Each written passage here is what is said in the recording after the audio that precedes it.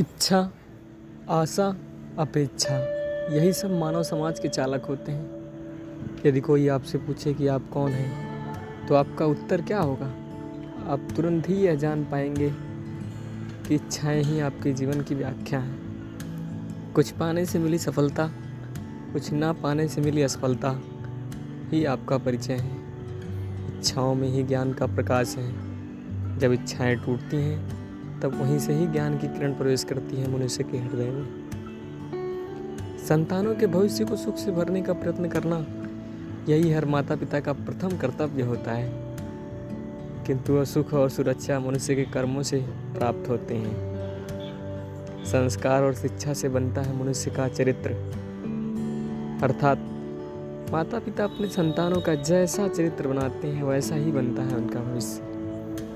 जो माता पिता अपने संतानों के भविष्य का नहीं, उनके चरित्र का निर्माण करते हैं, उन संतानों की प्रशस्ति समस्त संसार करता है।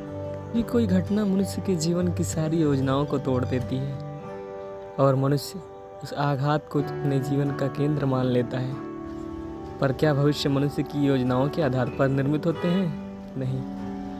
जिस प्रकार किसी ऊंचे पर्वत पर सर्वप्रथम चढ़ने वाला उस पर्वत की तलाई में बैठकर जो योजना बनाता है, क्या वही योजना उसे उस पर्वत की चोटी तक पहुंचाती है? नहीं। वास्तव में वो जैसे जैसे ऊपर चढ़ता जाता है, वैसे वैसे उसे नई नई चुनौतियाँ, नई नई विडम्बनाएं, नए नए अवरोध मिलते हैं। प्रत्येक पथ पर वो अपने अगले पथ का निर्णय करता है।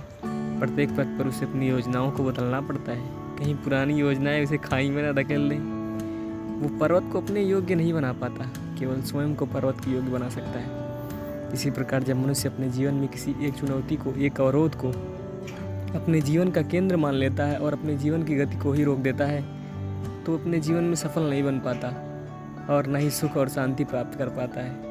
अर्थात जीवन को अपने योग्य बनाने के बदले स्वयं अपने को जीवन के योग्य बनाना ही सफलता और सुख का एकमात्र मार्ग है।